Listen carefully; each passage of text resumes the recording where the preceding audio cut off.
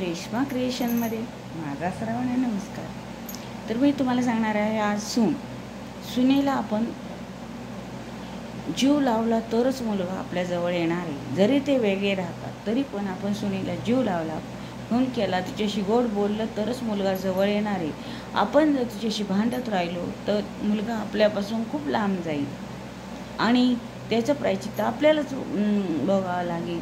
कारण सगळ्यात त्याला बायकोजवळची आता आई बाप नाही. कारण का तर आता ती सगळं करणार असती, आयुष्याची जोडीदार असती ती.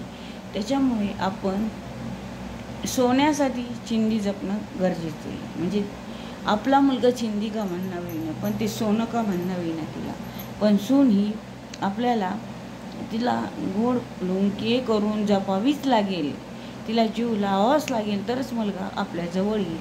आणि आपण तिला प्रत्येक बाबतीत टोकणं सोडून द्या. आणि जेवायला जरी गेलो, तिच्याकडं राहायला जरी गेलो 1-2 दिवस, तर ती किती तेल नाचते, किती काय नाचते हे आपल्याला काही घेणं देणं नाही. ती तिच्या नवरा आणतो आणि ती करते. त्याच्यामुळं आपण कोणत्याच गोष्टीत काटकसर शिकवायला जाऊ नको. आम्ही असं करत होतो गो बाई, तुम्ही तसं करू नका, काही एक शिकू नका, शांतपणे राहा. कारण आजचा जमाना वेगळा आहे आणि मुलगा तिच्या पूर्ण अधीन गेलेला असतो. प्रत्येकाची हीच समस्या आहे. त्याच्यामुळे सुनेशी गोड बोल. कारण का तर ती जपली तरच आपला मुलगा आपल्याजवळ येणार आहे, हे लक्षात ठेवा. आणि काही बाबतीत सासवा कुरकुर करतात, ती तशी ही अशी. दोन्हींमध्ये दोन असल्या तरी त्यांच्या दोन्ही सारख्याच धरून वागा आणि त्यांच्याशी भांडायला जाऊ नका. कोणत्याच गोष्टीत त्यांना काहीही शिकवू नका. जसं चाललंय तसं चाललंय. फार चुकलं तर एखादा शब्द सांगा, नाही पटलं तर त्यांना करू द्या. कारण आता आपला संसार झालेला आहे आणि आपण संसारात लक्ष घालणं हे चुकीचं आहे. त्याच्यामुळं आपलं वय जरी 50 जरी असेल तर ती आपल्यापेक्षा लहान आहे. त्याच्यामुळे आपण जास्त लक्ष न घालता तिच्या मनाप्रमाणे आपल्याला वाईट म्हणून घेण्यापेक्षा आपण कसंही वागलो तरी सासू वाईटच आणि मामांजी चांगले हे शब्द आपल्याला ऐकायला मिळणार आहे. त्याच्यामुळे आपण त्याच्यात लक्ष न घालणे चांगले. आपण आपल्या कामात व्यस्त राहावं. देवपूजा, कुठं वाती करणे, कुठं काही तिला मदत करणे. वेळ नसेल आवडत तर अजिबात करू नका. आवडत असेल तर थोडीफार मदत करायला काही हरकत नाही.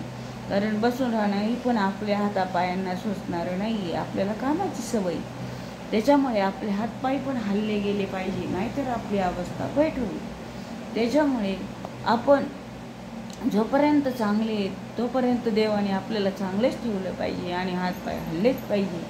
त्याच्यामुळे सुईच्या नादी लागण्यात करू नका. आपण जर सुईशी भांडलो तर मुलगा पण आपल्याशी पण भांडून तिची गोड बोललो, तिला जिंकलं तरच मुलगा आपल्याजवळ येणार आहे. हे लक्षात ठेवा सासवांनी. तुम्हाला वाटत असेल की ही काहीतरी सांगते, काही नाही. हे माझं अनुभवाचे बोल. मी 1-2 वर्षातच सुनेचा मोठा अनुभव घेतलेला आहे आणि आता दुसरी पण मला येऊन 1 वर्ष झालेलं आहे. त्याच्यामुळे मला पूर्णपणे अनुभव आहे. आणि ज्याच्या लग्न व्हायचे त्यांनीसुद्धा आपलं सावध राहा.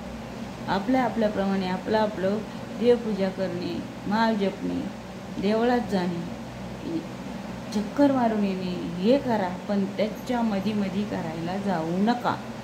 कारण मधी करताल तर आपणच शिव्या खाताल. आणि आपण तुम्हाला साधं सांगते, एक दिवस मी स्वयंपाक केला तर माझी सून मला म्हणते तुम्ही खूप राडा केला. मग ती जर स्वच्छ करते आवडते तर आपलं काय जातं. आपण आरामशीर बसू शकतो, देवाचं नाव घेऊ शकतो किंवा दुसरी कला करू शकतो, पण त्यांच्यामध्ये काही जाऊ नका. माझा व्हिडिओ आवडल्यास लाईक करा, सबस्क्राईब करा. श्री स्वामी.